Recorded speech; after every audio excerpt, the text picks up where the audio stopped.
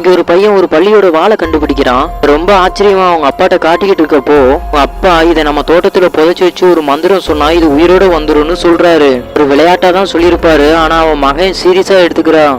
அதுக்கப்புறமா ஒவ்வொரு நாளும் அந்த இடத்துல வந்து உட்காந்து அந்த மந்திரத்தை சொல்ல ஆரம்பிக்கிறான். அப்போ ஒரு நாள் அவங்க அப்பா உண்மையை சொல்லலான்னு வர்றப்ப ஆனா அந்த இடத்துல இருந்து ஒரு பள்ளி ஓடுது. அதை பார்த்ததும் இவன் ஷாக் ஆயிடுறான். இருந்தாலும் அது வேற பள்ளியா இருக்குன்னு சொல்லிட்டு அவன் ஆபீஸுக்கு கிளம்பிடுறான். அதுக்கப்புறமா அவன் ஆபீஸ்ல இருக்கிறப்ப ஒய்ஃபுக்கும் மனைவிக்கும் ஆக்சிடென்ட் ஆயிடுச்சுன்னு கால் வருது. உடனே வேகமா ஹாஸ்பிட்டலுக்கு போறான். ஆனா அவன் உள்ள நுழையும் போதே அவங்க பையனோட ஹார்ட் பீட் நின்றுது.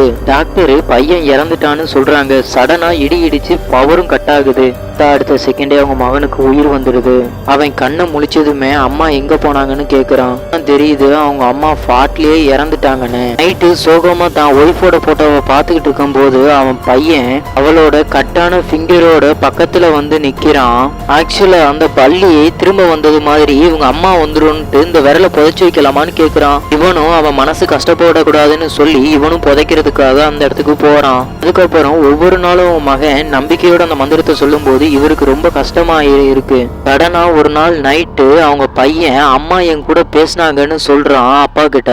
பார்த்தா அந்த விரல் புதைச்சி வச்சிருந்த இடத்துல அங்க கொஞ்சம் கொஞ்சமா அசையுது. பார்த்து அவன் ஷாக்கானவன் அவன் பையனை உள்ள போக சொல்லிட்டு பொறுமையா அந்த இடத்துக்கு போறான். அவன் கிட்ட வர வர அந்த இடமே ரொம்ப சேக் ஆகுது. அவனும் ஒய்ஃபு தான் வந்துட்டான்னு நினைச்சு மண்ணை விலைக்கு பாக்குறான். பார்த்தா அது ரொம்ப கொடூரமான கிரேச்சர் மாதிரி இருக்கு. அதை பார்த்ததை இவனுக்கு தூக்கி வாரி போட்டுருது.